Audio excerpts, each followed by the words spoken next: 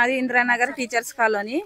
మా ఊర్లో లేకున్నప్పుడు 2 తులాల బంగారు 10,000 దొంగతనం అయింది. మేము చూసుకోలేదు, మొన్ననే జరిగింది.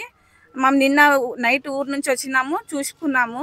మీరు పోలీసు వల్ల మాకు సీసీ కెమెరాలు నైట్ పోలీసు వాళ్ళు తిరగాలని కోరుకుంటున్నాము. ఈరోజు బంగారు పోయింది, రేపు ప్రాణాలు పోతాయి పిల్లలు మావి.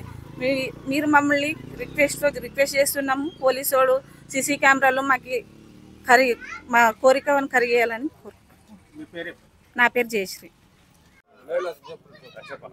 సార్. ఇంద్రనగర్ టీచర్స్ కాలనీ మా ఇంటి దగ్గర దొంగతనం జరిగింది. 5 ఇళ్లలో మా ఇండ్లలో దొంగతనం జరిగింది. ఆల్రెడీ జరిగింది మా ఇంట్లో, మాకు తెలియదు. మేము తిరుపతి దేవస్థానానికి వెళ్ళాము. తిరుపతి దేవస్థానానికి వెళ్ళి రాత్రి వచ్చినాము. రాత్రి వచ్చి చూస్తే లాకు తాళము పగిలిపోయి ఉంది.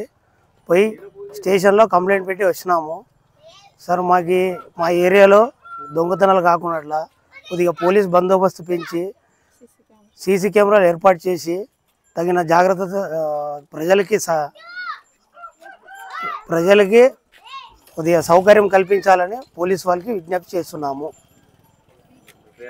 నా పేరు M Ganesh, Indranagar teachers colony, Adoni. Sir బంగారం వచ్చేసి 2 తులాల వరకు పోయింది సార్. అమౌంట్ 10,000 వరకు పోయింది సార్. అమౌంట్ దేవుని హుండీ పగలగొట్టినారు సార్. దాంట్లో మామూలుగా అంటే డైలీ వైజ్గా ఎంతో కొంత వేస్తాం సార్. దాంట్లో అమౌంట్ కూడా పగలగొట్టి తీసుకెళ్ళిపోయినారు సార్. టోటల్గా ఎంత సార్? 2 తులాల బంగారు, 10,000 డబ్బులు సార్.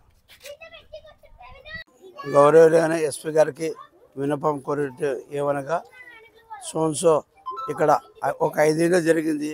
పోయినసారి ఒక 6 నెలల కింద, సంవత్సరం కింద హాస్పిటల్ వెనకల మహాత్మా గాంధీ నగర్లో అక్కడ కూడా ఒక 5-6 ఇండ్లు పోయినాయి. చాలా దొంగతనాలు జరుగుతున్నాయి. ఇక్కడ తిరుమల నగర్లో కూడా అక్కడ కూడా ఒక 5-6 ఇండ్లు దొంగతనాలు జరుగుతున్నాయి.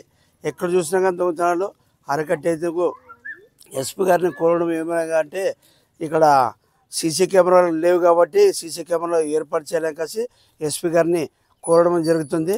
ఇక్కడ దొంగతనాలుగా ప్రాణాలు కానీ పోతున్నాయి కాబట్టి ఇక్కడ బందోబస్తుగా సీసీ కెమెరాలు ఏర్పాటు చేస్తే వారికి కూడా ధైర్యంగా ఉంటుంది. మన పోలీస్ శాఖ వారు కానీ పట్టుకోవడానికి చాలా సులభంగా జరుగుతాయి. ఇట్లా ఆదోని నుంచి మాట్లాడుతున్న మీ పరిగణనారాయణ, ఎస్ఎస్ఎల్ టౌన్ సెక్రటరీ.